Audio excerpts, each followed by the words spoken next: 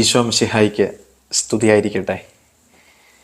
ലയോ പതിനാലാമൻ പാപ്പയുടെ പ്രബോധനങ്ങളിലും പ്രഭാഷണങ്ങളിലും നിഴലിക്കുന്ന വളരെ ഗൗരവതരമായ ശ്രദ്ധയർഹിക്കുന്ന ഒരു പ്രധാനപ്പെട്ട കാര്യം പങ്കുവയ്ക്കുന്നതിന് വേണ്ടിയാണ് ഈ വീഡിയോ. 2025 മെയ് 8 ലയോ പതിനാലാമൻ പാപ്പ കത്തോലിക്ക തിരുസഭയുടെ പരമാധ്യക്ഷനായി തിരഞ്ഞെടുക്കപ്പെടുന്നത്. 2026 മെയ് 8 ആകുന്നതിന് ഇനിയും 2 മാസം ബാക്കിയുണ്ട്. ഈ 10 മാസത്തിനോടിടയിൽ അദ്ദേഹത്തിൻ്റെ പ്രഭാഷണങ്ങളിലും പ്രബോധനങ്ങളിലും നിഴലിച്ചിട്ടുള്ള ഒരു പ്രധാനപ്പെട്ട ആശയം, വളരെ പ്രധാനപ്പെട്ട ആശയം വെറുതെ ദൈവവചനത്തിൻ്റെ പിൻബലത്തിൽ പങ്കുവയ്ക്കുന്നതിന് വേണ്ടിയാണ് ഈ വീഡിയോ.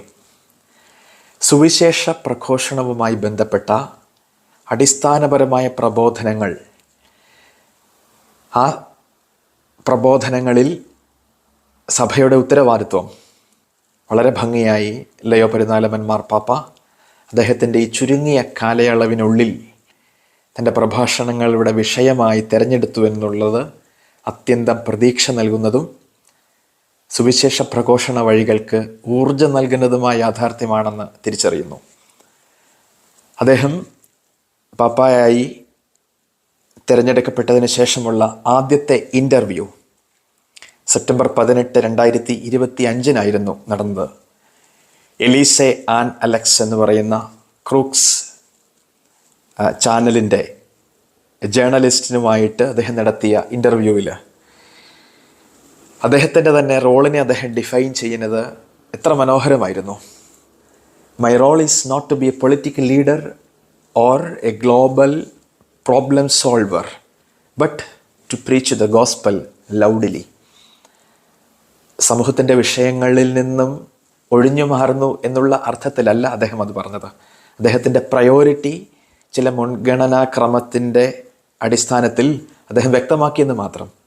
ലോകത്തിൻ്റെ വിഷയങ്ങളും ലോകത്തിൻ്റെ വേദനകളും അദ്ദേഹത്തിൻ്റെ പരിഗണനയിലുള്ളപ്പോൾ തന്നെ, പ്രധാനപ്പെട്ട പരിഗണനയിലുള്ളപ്പോൾ തന്നെ സുവിശേഷം പ്രഘോഷിക്കുക എന്നുള്ളതാണ് സഭയുടെ തലവൻ എന്നുള്ള രീതിയിൽ അദ്ദേഹത്തിൻ്റെ ഏറ്റവും പ്രധാനപ്പെട്ട ഉത്തരവാദിത്വമെന്ന് തുറന്ന് പറഞ്ഞ പാപ്പ നമ്മെ ഓരോരുത്തരെയും സുവിശേഷ പ്രഘോഷണ വഴികളിലേക്ക് നിരന്തരം നടക്കാൻ പ്രചോദിപ്പിക്കുകയും വെല്ലുവിളിക്കുകയും ചെയ്യുന്നുണ്ട്. സഭയുടെ പിതാവ് എന്നുള്ള തലത്തിൽ പാപ്പ ആവർത്തിച്ച് പറഞ്ഞ ഈ യാഥാർത്ഥ്യം വളരെ അർത്ഥവത്താണ്. രണ്ടാമതായി, അദ്ദേഹം ഫെബ്രുവരി 19, 2026 ഈ നോമ്പുകാലത്തിൻ്റെ ആദ്യ ആഴ്ചയിൽ തന്നെ റോമിലെ വൈദികരെ കണ്ടപ്പോൾ അദ്ദേഹം അവരോട് പറഞ്ഞ ആ പ്രഭാഷണത്തിൻ്റെ പ്രധാനപ്പെട്ട ആശയം തന്നെ rekindle the gift of God എന്നുള്ളതായിരുന്നു.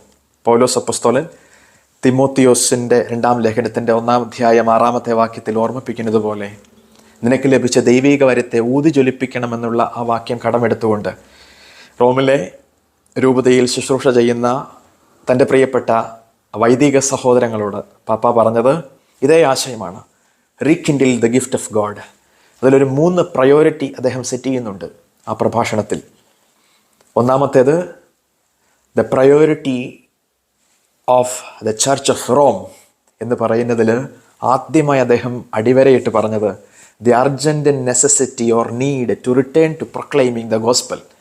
സുവിശേഷം പ്രഘോഷിക്കുന്നതിലേക്ക് തിരികെ മടങ്ങേണ്ടതിൻ്റെ ആവശ്യകത. 3 കാര്യങ്ങളാണ് അദ്ദേഹം റോമിലെ തൻ്റെ പ്രിയപ്പെട്ട വൈദികരോട് പറഞ്ഞത്. ഒന്നാമത്തേത്, സുവിശേഷ പ്രഘോഷണത്തിന് നേരം കണ്ടെത്തണം.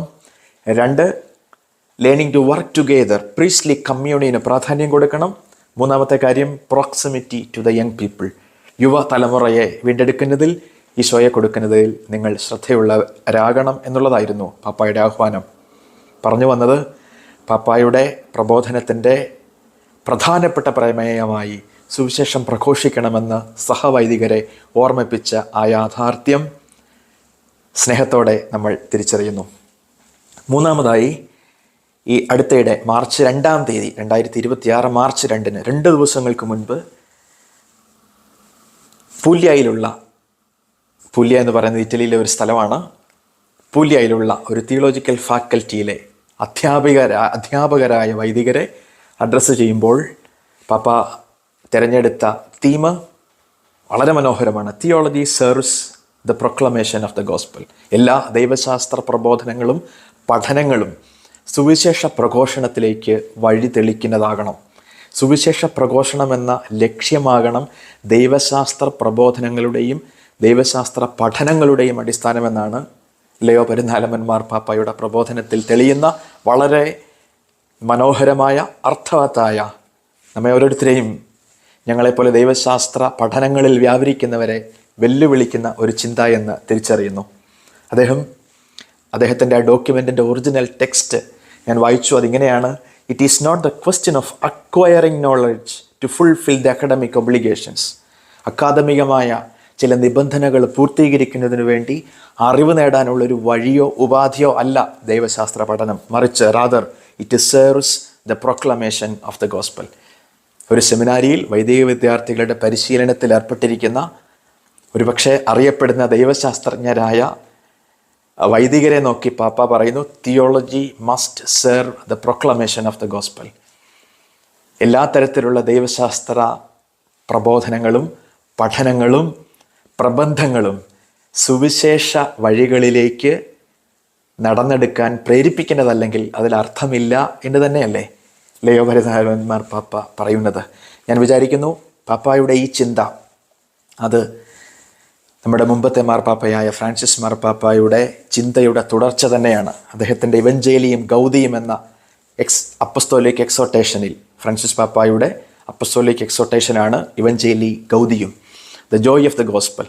ഇവഞ്ചേലി ഗൗദിയുമിൽ അദ്ദേഹത്തിൻ്റെ ആ അപ്പസ്തോലിക പ്രബോധനത്തിൽ ഫ്രാൻസിസ് മാർപ്പാപ്പയും പറഞ്ഞത് ഇതേ ആശയം തന്നെയാണ്. Gospel is not a list of rules but a joyful encounter to be shared. ഇത് പങ്കുവയ്ക്കപ്പെടേണ്ട യാഥാർത്ഥ്യമാണ്. ഇവഞ്ചേലി ഗൗദിയുമിൻ്റെ 164 ഖണ്ഡികയിൽ എന്താണ് പങ്കുവയ്ക്കപ്പെടേണ്ടത് എന്നുള്ള യാഥാർത്ഥ്യത്തെക്കുറിച്ച് കൂടി പറയുന്നുണ്ട്. എന്താണ് പങ്കുവയ്ക്കപ്പെടേണ്ട കെരിഗ്മ?